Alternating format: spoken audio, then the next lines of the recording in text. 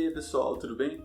Vamos falar um pouco hoje rapidamente sobre uma reflexão levantada pela crítica literária argentina Beatriz Sarlo acerca de como a memória opera no mundo contemporâneo e como que as sociedades pensam o seu passado.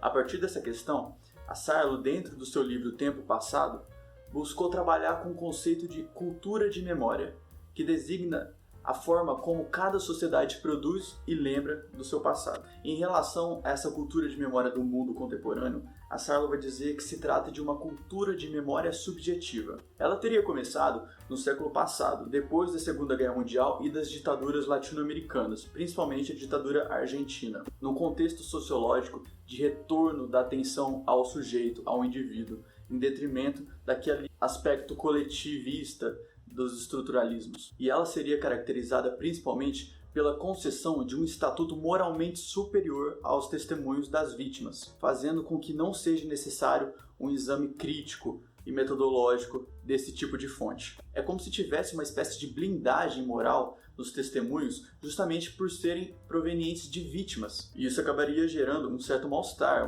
uma certa sensação de impotência no historiador, porque ele não poderia exercer o seu ofício.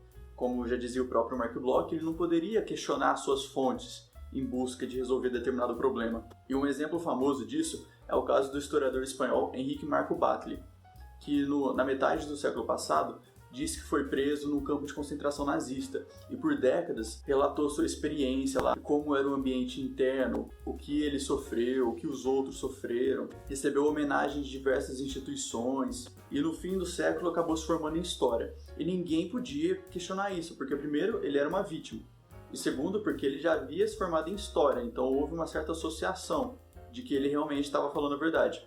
Só no começo do século XXI é que após algumas pesquisas descobriram que ele nunca foi preso no campo de concentração e que ele tinha enganado todo mundo por meio século. Essa supervalorização da memória em detrimento das pesquisas históricas rigorosas pode ser associada mais ou menos com aquilo que o Pierre Nora chama de tirania da memória.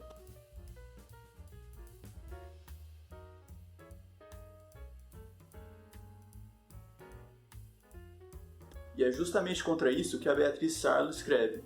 Para ela, todo testemunho, independente de ser proveniente de uma vítima ou não, deve ser passado por uma análise com rigor crítico e metodológico. E ela não está sendo negacionista em questionar a palavra das vítimas, principalmente porque isso é muito necessário no meio jurídico. Mas, de qualquer forma, para o historiador, a crítica deve ser feita mesmo assim. E isso acaba esbarrando dentro de uma literatura já consagrada, que trata da relação entre história e memória e de como a memória pode ser extremamente subjetiva e seletiva.